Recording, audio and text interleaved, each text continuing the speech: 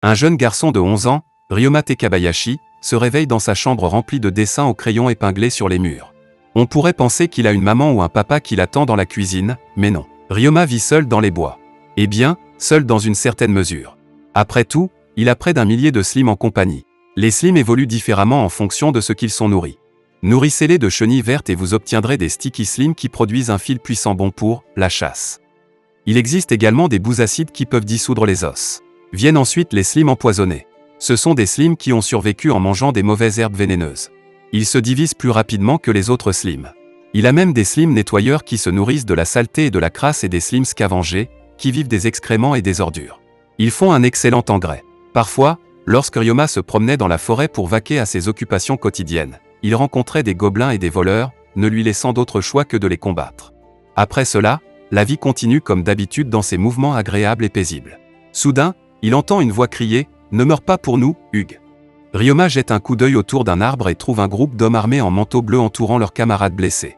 Ils n'ont plus assez de magie pour le soigner, et si les choses continuent comme ça, ils le perdront très probablement. Inquiet, Ryoma se montre, incitant un homme à tête argentée à tirer son épée sur lui. Après tout, voir un enfant comme lui au milieu de la forêt est un spectacle étrange. Ryoma essaie de leur dire qu'il a des médicaments, mais comme il n'a parlé à personne depuis des années, cela ressemble à un discours brisé. Il leur présente le flacon et lorsqu'ils se rendent compte qu'il s'agit d'un médicament, il l'administre à Hugues. Il tombe dans un sommeil paisible juste après. Avec un cœur débordant de gentillesse, Ryoma propose même aux hommes de se reposer chez lui, ce qui les surprend. Un homme blond fait remarquer que même si l'enfant est seul, il a une tenue de chasseur. Soudain, une horde de slimes apparaît, et avant qu'ils ne puissent les attaquer, Ryoma bloque rapidement les hommes. Il leur assure que les slimes ne sont pas des ennemis, ils sont avec lui. Après avoir reconnu les slimes comme ses familiers, ils retirent leurs épées. Pendant qu'ils rentrent chez eux à pied, Blondie partage avec Ryoma qu'il est un ancien dompteur. Il avait l'habitude d'avoir des slimes et sa famille est dompteuse depuis des générations. Ils avaient même des chevaux rouges et des singes du blizzard comme familiers. Ryoma reconnaît cet homme comme quelqu'un de la noblesse et se demande s'il est important. En atteignant ce que les hommes pensaient être une impasse, Ryoma déclenche un puissant cercle magique, révélant l'entrée de sa maison. La rousse reconnaît cela comme une barrière magique. Tout dans cet endroit est étrange. Un homme nommé Zef fait remarquer qu'il n'y a qu'assez de meubles pour une personne, ce qui les fait se demander si Ryoma vit seul. L'homme à tête argentée mentionne également à quel point il était suspect qu'il ait réussi à s'approcher sans qu'aucun d'eux ne remarque sa magie. Ryoma n'est peut-être pas ce qu'il semble être. Le garçon revient finalement avec une boîte pleine de médicaments. Lorsque le blond envisage de le rembourser, Ryoma dit simplement qu'il peut facilement les fabriquer pour ne pas avoir à le faire. Incapable de contenir sa curiosité, Blondie demande « Qu'est-ce que tu es ?» Ryoma change rapidement de sujet et leur offre de l'eau. Les hommes remarquent qu'il y a de la glace en eux, indiquant que Ryoma peut utiliser la magie de la glace. Le garçon détourne rapidement leur attention en se présentant, alors les hommes lui rendent la politesse. Le blond est le souverain du duché de Jamil, Reinhard Jamil, et le roux est Camille, un mage. Zef est l'éclaireur et Gilles est l'épéiste. Hugues a été blessé parce qu'ils ont rencontré un ours noir après avoir traité avec un groupe de bandits. Ils ont réussi à battre la créature, mais leurs chevaux ont fui et le chemin le plus rapide était à travers la forêt. Bien que Ryoma veuille détourner le sujet de lui, Reinhard demande toujours ce qu'il faisait au milieu de la forêt. Il peut utiliser différents types de magie et préparer des potions, alors pourquoi rester là? Enfin, Ryoma répond que ses grands-parents étaient tous deux des aventuriers et qu'ils lui ont appris tout ce qu'il savait. Malheureusement, ils sont décédés il y a 3 ans, le laissant tout seul. Avant de mourir, ils lui ont demandé d'aller dans un autre village, mais il a été refoulé. Reinhard comprend mais cela n'explique pas comment il est capable de survivre seul dans la forêt. Ryoma insiste sur le fait qu'il va bien. Il a survécu pendant 3 ans tout seul après tout. Camille a soudain une idée et sort une boule de cristal. Cette balle devient rouge si la personne qui la touche est un criminel et devient bleue si ce n'est pas le cas. Il révèle également leur nom, leur race et leur âge, ainsi que 4 de leurs compétences de haut niveau. S'il est vraiment doué pour se battre, personne ne s'opposera à ce qu'il vive seul. Ryoma touche la boule de cristal et il s'avère innocent. Cependant, Camille déclare qu'il n'a aucune capacité de combat. Au moment où Ryoma part, Camille rapidement partage ses découvertes avec le reste de son équipe. Il a 11 ans, ce qui signifie que le pauvre garçon vit seul depuis l'âge de 8 ans. Ses compétences incluent le niveau 10 d'entretien ménager, le niveau 9 de résistance à la douleur mentale et le niveau 8 de résistance à la douleur physique. Le pauvre n'est pas du tout fait pour ça, et ils ne peuvent pas le laisser là de bonne foi. Le lendemain, Hugues est bel et bien vivant. Il remercie Ryoma, qui est entouré de ses familiers visqueux. Comme il est encore un peu malade, Ryoma lui propose une concoction, que Hugues refuse de boire en raison de son goût rance. Et donc, son équipe l'oblige à le faire, au grand désarroi du pauvre Hugues. Pourtant, Il est reconnaissant pour ce que Ryoma a fait pour lui et lui assure que s'il vient un jour dans la ville de Gonago, il peut compter sur lui pour être là. C'étaient des gens tellement gentils. C'est pourquoi le cœur de Ryoma a un peu souffert quand il a dû mentir. Il a inventé l'histoire de ses grands-parents. La vérité est que c'est lui qui est mort il y a 3 ans. Il y a 3 ans, c'était un salarié fatigué qui vivait dans un monde totalement différent. Un jour, il se trouva dans un endroit étrange où il partagea une table avec 3 dieux. Les dieux ont mentionné que les gens étaient généralement contrariés lorsqu'ils arrivaient ici. Étonnamment, Ryoma a seulement dit que ce soit un rêve ou une réalité, tout le monde décède un jour. Il savait que son travail finirait par le tuer. Vous voyez, il a travaillé pour ce que les gens appellent une entreprise noire.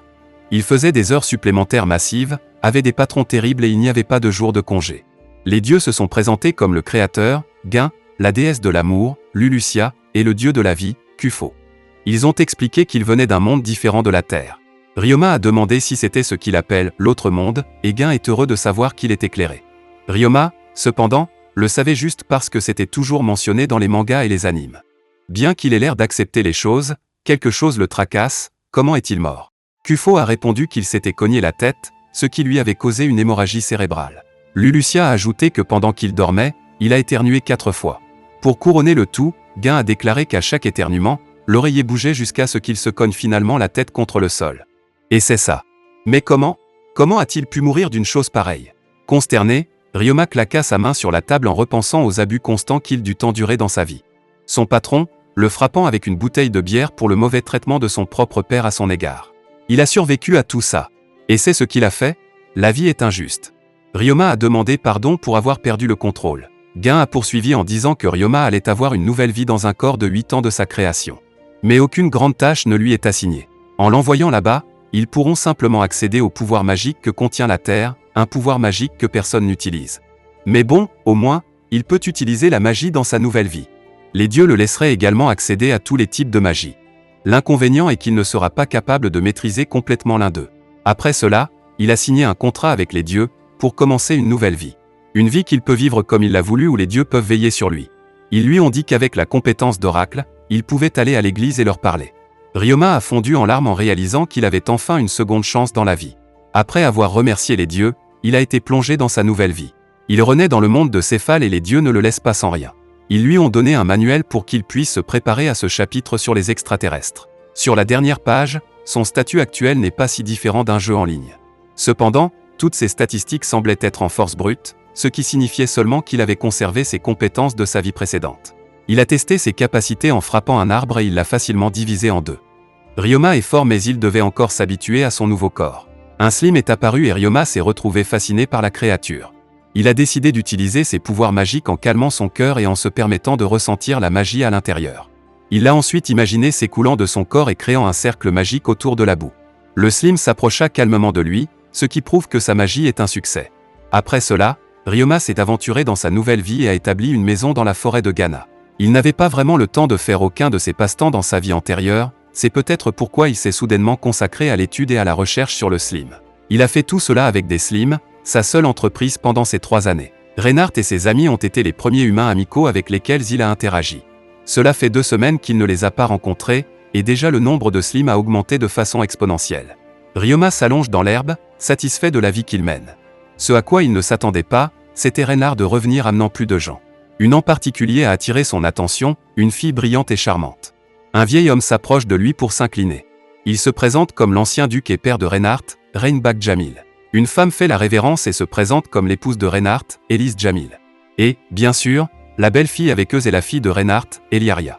Ryoma les remercie tous d'être venus jusqu'ici, mais s'excuse de ne pas pouvoir offrir grand-chose en termes d'hospitalité. Reinbach dit que ce n'est rien et dit qu'il est allé ici parce qu'il a entendu dire qu'il avait réussi à apprivoiser tant de boue. Mais il ne s'attendait pas à ce qu'il y en ait autant. Eliaria est curieuse de savoir s'ils peuvent tenir dans sa maison. Ryoma dit qu'ils l'ont appris et leur demande de montrer comment ils le font. Les slims commencent à converger en un plus grand. La compétence s'appelle minimiser. Grâce à cela, ils peuvent économiser de l'espace et de la nourriture. Les gens sont fascinés par cet affichage. Elise s'approche de Ryoma avec incrédulité car il est considéré comme impossible d'apprivoiser un gros slim. Ryoma explique qu'un gros slim peut sembler avoir un noyau, mais c'est en fait le produit de plusieurs joints. Donc, ce qu'il a fait, c'est qu'il a apprivoisé 100 slims distincts et les a ensuite assemblés. Ce faisant, Ryoma a résolu un problème auquel tous les dompteurs ont été confrontés. Pourtant, la capacité d'apprivoiser plus de 100 slimes est un exploit impressionnant en soi. Reinbach n'aurait jamais pensé qu'il rencontrerait quelqu'un qui résoudrait ce problème. Elise ordonne à Ryoma de s'inscrire à la guilde des dompteurs pour leur présenter ses découvertes, mais au lieu de répondre à cela, le garçon les conduit simplement à l'intérieur. À l'intérieur, Reinhardt présente à Ryoma une horloge dorée en signe de gratitude. Reinhardt l'a choisie comme cadeau parce qu'il a remarqué que Ryoma n'en avait pas. Eliaria prend la parole et admet qu'il y a une autre raison pour laquelle ils sont allés dans la forêt. C'est parce qu'elle va continuer la tradition d'apprivoiser les créatures. Eliaria est venue apprivoiser son premier familier et elle veut que ce soit un slime. Cependant, elle n'en a pas trouvé sur son chemin. Pour l'aider, Ryoma sort une carte et lui dit qu'il y a une zone où les boues se rassemblent pour obtenir de l'eau. Elle aura plus de chances de les y amener. Eliaria, toujours désireuse d'apprendre, demande à Ryoma s'il pourrait l'aider à en savoir plus sur les slimes, d'autant plus qu'elle ne sait pas encore quoi apprivoiser. Non seulement cela, mais il y a des sortes dans sa maison dont elle n'a jamais entendu parler auparavant. Au cours de leur leçon, la famille des dompteurs est surprise de découvrir le scavenger et Cléaner Slim. Ils démontrent même comment le slime plus propre ne mange la saleté qu'en enfonçant sa main dedans. Ils sont inoffensifs pour les humains et ne mangent pas de viande animale à moins qu'il ne soit commandé. Avec un regard déterminé sur son visage, Eliaria prend sa décision. Elle veut un slime plus propre comme premier familier. C'est là où commence le problème. Il ne sait pas comment expliquer correctement cela. Les hommes se mettent en cercle pour discuter de la question, mais Hugues prend l'initiative. Il décide qu'une approche directe sera plus appropriée pour l'expliquer. En bref, si vous voulez un slime plus propre, vous devrez appâter un slime avec votre eau de bain. C'est vrai, les gens. L'eau du bain. Les joues des dames rougissent et une par une, elles retirent leurs mains pour donner à Hugues une forte claque au visage pour son inadéquation. Ryoma s'approche d'eux et partage son observation sur la façon dont les boues qui évoluent en boues plus propres sont simplement attirées par l'eau qui contient de la sueur. Qui aurait deviné? Malgré ce nouvel apprentissage, Eliaria est toujours déterminée à se procurer cette Cléaner Slim. Cependant, elle ne veut pas que l'eau du bain vienne de quelqu'un d'autre, elle veut qu'elle vienne d'elle. Les souvenirs de Ryoma réprimandé par son patron pour avoir terminé le travail par lui-même lui traversent l'esprit. Avec un cœur plein de détermination, Eliaria se frotte consciencieusement dans la baignoire pour qu'elle puisse enfin apprivoiser son premier slim. Elle part pour la forêt avec un seau plein d'eau de son bain et revient ce jour-là avec son premier familier, le slim plus propre dont elle a toujours rêvé. Alors que les serviteurs sont fascinés par l'utilité fournie par les slims, Ryoma est assis là et se souvient de son premier familier qu'il a nommé Tabushi-kun. Ryoma regarde ce qui reste de son premier familier, le noyau dans sa main. Il ne peut que souhaiter que les deux Tabushi-kun soient heureux ou qu'ils soient maintenant. Inquiète, Elise demande à Ryoma s'il y a quelque chose qu'il souhaite faire dans la vie, mais il n'y a pas vraiment réfléchi. Alors Reinbach lui fait une proposition, Ryoma peut voyager avec eux jusqu'à la ville de Jimul et il peut y retourner quand il le souhaite. Un voyage? À quand remonte la dernière fois qu'il a même fait un voyage? Eliaria, remarquant son hésitation, partage avec lui que ce voyage est également son premier. Elle était nerveuse et elle l'est toujours. Cependant, c'est parce qu'Eliaria a pris la décision de se lancer dans cette aventure qu'elle a pu apprendre beaucoup de choses et même se faire un ami précieux. Elle a même rencontré Ryoma. Il y aura toujours des difficultés et de la tristesse. Malgré cela, il y a encore beaucoup plus de plaisir et de joie à voir dans le monde extérieur. Ryoma est stupéfait par la détermination féroce et l'attitude positive de la fille. Sa sincérité à ce sujet l'a tellement ému qu'il a accepté de se joindre à eux lors de leur voyage. Reinhardt dit à Ryoma qu'il peut laisser ses objets dans la boîte à objets de leur majordome Seba. Mais le jeune garçon en a déjà un aux grandes dames de tout le monde une fois de plus. C'est de la magie de base, dit Reinhardt, mais c'est toujours d'un niveau supérieur. Elise, voyant un garçon aussi jeune et talentueux, est impatiente de lui offrir des conseils sur les voies de la magie. Eliaria veut étudier avec lui. Aussi, Ryoma connaît peu le monde et seulement ce que les dieux lui ont donné, mais au moins ces personnes peuvent lui apprendre le bon sens. Comme il est content d'avoir rencontré des gens aussi gentils. Ce soir-là, Ryoma commence à emballer tous les objets dans sa boîte à objets. De la fourrure qu'il a ramassée lors de ses chasses à l'équipement qu'il a récupéré des voleurs. Il a tout un inventaire après 3 ans. Il se tient là dans sa maison vide, fier de son travail acharné. Avant de partir, il décide de visiter son sanctuaire aux 3 dieux afin de pouvoir leur parler. Ryoma dit à la statue des 3 dieux qu'il partira pour voir le monde. Comme il ne sait pas quand il sera de retour, il a décidé de tout emporter avec lui. Si jamais il ne revient pas, soyez assurés qu'il en fera une statue partout où il ira. Le cœur plein d'espoir, il enferme sa maison par magie et rejoint la famille dans son voyage. Seba invoque avec désinvolture une calèche tirée par des chevaux en utilisant le sort Dimension Home. Au cours de leur voyage, la vie d'Eliaria lui demande avec enthousiasme s'il est vrai qu'il a accès à la fois au feu et à l'eau ainsi qu'à la magie de la terre et de l'espace. Ryoma répond que sa grand-mère lui a dit qu'il a accès à tous les éléments. En plus de la magie d'apprivoisement et de barrière, bien sûr. Reinhardt lui dit de faire attention à cela. En pouvant accéder à tous les types de sorts, Ryoma ne pourra rien maîtriser. Au lieu d'être découragé, Ryoma ne sourit qu'un peu à lui-même en se souvenant de ce que les dieux lui ont dit. La famille trouve cela étrange mais il s'excuse rapidement de ne s'être souvenu que de ce que sa grand-mère lui avait dit auparavant. En outre, il peut également faire de la guérison et de l'alchimie. Reinbach, entendant cela, mentionne que l'alchimie est en fait un domaine rare qui intéresse les gens. Les alchimistes sont connus pour être secrets et ils ont une horrible réputation qui leur est associée. Eliara lui demande sur quel type d'alchimie il travaille, mais Ryoma précise que la seule alchimie qu'il connaisse est de purifier le poison minéral du sel gemme pour le rendre comestible. Y a-t-il quelque chose que ce garçon ne peut pas faire? Ryoma rougit, pas habitué à tous ces éloges qui se produisent en même temps. Les slims de Ryoma sont florissants et il est content d'avoir fait ce voyage.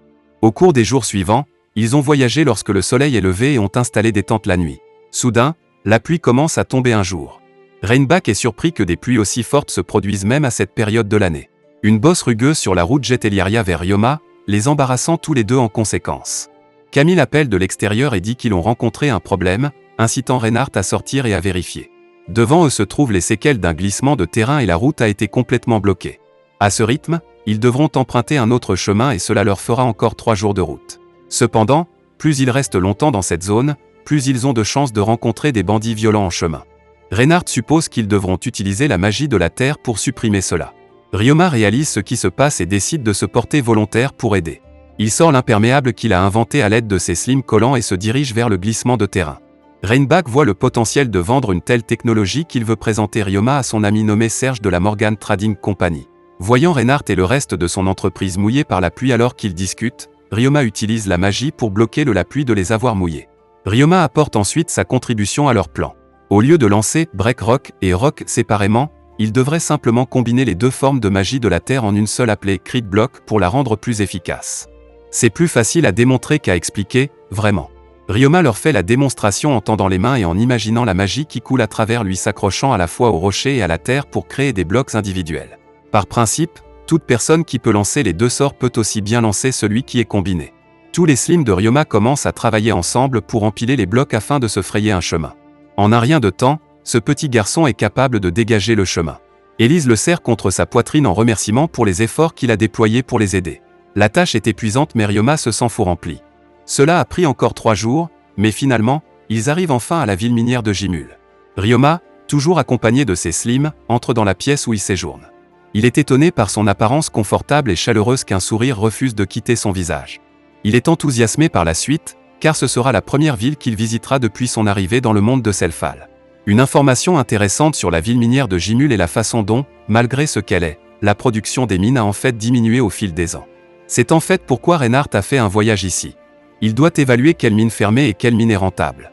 Le premier arrêt de Ryoma est l'église où il obtiendra son tableau d'état. Comme son nom l'indique, c'est là que les statistiques d'une personne sont affichées. Il fonctionne comme une forme d'identification. Une fois arrivé à l'église, une femme le conduit dans une pièce avec une boule de cristal.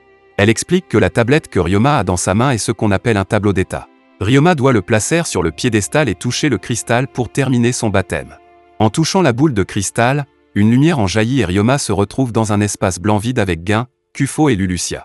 Est-il encore mort? Les 3 dieux le rassurent qu'il ne l'a pas fait en partageant une collation avec Ryoma. Quel soulagement! Gain informe qu'ils viennent d'attirer son esprit vers eux momentanément. Lulucia ajoute qu'il retournera à Selphal sans aucun problème. Mais, Ryoma n'a jamais entraîné son boracle, alors comment aurait-il pu y accéder? L'explication simple que Gain lui donne est qu'il a mené une vie monastique pendant 3 ans et qu'il les a priés tous les jours. C'est pour cette raison, explique Lulucia, qu'il peut accéder à Oracle afin qu'ils puissent se rencontrer. Kufo l'informe que ces réunions seront brèves mais qu'ils pourront désormais communiquer directement avec lui. Lulucia et Kufo complimentent son travail, comme sa maison confortable dans la forêt et les toilettes propres qu'il a réussi à faire. Cependant, Ryoma leur dit que c'est grâce à la boue qu'il est capable de réaliser tout cela.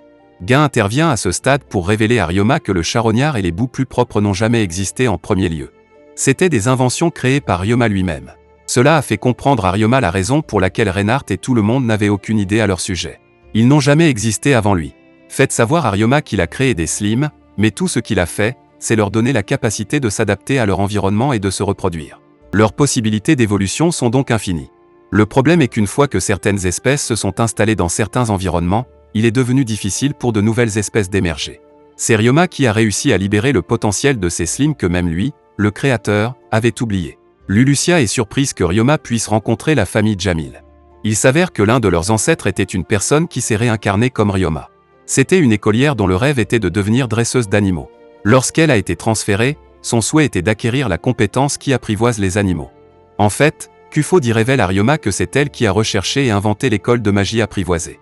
Compte tenu de ses réalisations, elle a obtenu le titre de noble. C'est à cause de son mariage dans la famille Jamil que les dieux ont décidé de les bénir individuellement en tant que famille de dompteurs. De plus, Eliaria semble avoir hérité d'une grande partie des talents de dompteur de ses ancêtres. Le fait est qu'elle a hérité davantage du côté de sa mère, ce qui signifie qu'il y a une autre personne transférée de la Terre vers ce monde. Mais il semble que Ryoma ne rencontrera jamais d'autres personnes comme lui. Selon Lulucia, ils ont généralement au moins 200 ans d'intervalle de temps local entre les transferts. En avoir plusieurs à la même époque est presque impossible. Le cessionnaire du côté de la mer s'avère être un otaku stéréotypé. Il souhaitait de puissants pouvoirs magiques pour devenir imparable au combat.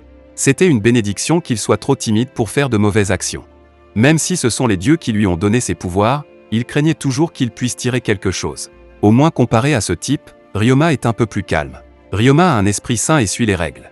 Il s'épanouit en utilisant sa créativité dans ses limites. Ryoma remercie Kufo pour ses éloges, mais le dieu dit que ce n'est pas nécessaire quand il leur a fourni beaucoup d'amusement. C'est triste à dire, mais leur temps touche à sa fin, mais ils seront toujours là pour veiller sur lui. Mais avant de partir, Guin dit à Ryoma que les autres dieux l'ont en fait remarqué, en particulier le dieu de la guerre et le dieu de la magie. Ils n'aiment généralement pas les personnes transférées, c'est donc assez rare. Les dieux de l'artisanat et des artisans ont également donné à Ryoma leur bénédiction. Le corps de Ryoma commence à briller, ce qui signifie qu'il est temps pour eux de dire au revoir. Cela fait longtemps qu'ils ne se sont pas rencontrés, mais Lulucia lui rappelle qu'étant qu'ils visitent l'église, ils pourront parler comme ça. Ils se disent ensuite au revoir. Ryoma se retrouve dans la pièce avec la femme, comme si aucun temps ne s'était écoulé. Elle lui rappelle que la plupart de ses informations seront privées, à l'exception de son nom, de son âge et de sa race. Sur ce, elle s'incline et prend poliment congé. Une fois seule, Ryoma lit ce qu'il y a sur son tableau d'état et est frappé par les titres qui lui sont donnés, surmonter une vie malheureuse et enfant bien-aimé des dieux. C'est tellement doux amer de voir ça. Ryoma sort de la pièce et Eliaria le salue immédiatement avec joie avec son retour. Rainback profite de ce moment pour offrir quelques conseils à Ryoma. Compte tenu de ses fortes capacités pour un enfant de son âge, il n'est pas sans fondement que des individus peu précis puissent essayer de profiter de lui. La seule façon pour lui d'éviter cela est de cacher ses forces. Mais en raison de l'importance de ses capacités, ce sera un exploit difficile à réaliser. Pour sa sécurité, il est préférable qu'il ne s'inscrive pas tôt dans une guilde et n'augmente pas son rang pour augmenter sa position. Élise dit qu'avec de tels pouvoirs, il est évident que les dieux l'ont béni. Certaines personnes le découvriront et le chercheront, il doit donc être prudent. Avec ce qu'on lui a dit, Ryoma commence à comprendre que ce sont les règles auxquelles ce monde se conforme. Il doit être prudent en affichant sa magie devant les gens de peur de se mettre en danger. Ryoma promet d'être prudent avec ses sorts à partir de maintenant. Il remarque finalement qu'Eliaria le regarde, l'incitant à demander s'il y a quelque chose dans son esprit. Elle dit qu'elle s'interroge sur sa capacité magique totale à laquelle il répond que c'est 198 000 comme si ce n'était absolument rien. Ryoma, ah bon? Eliaria est étonnée de pouvoir utiliser correctement une si grande capacité. C'est une chose de l'avoir et 100 est une autre de l'appliquer.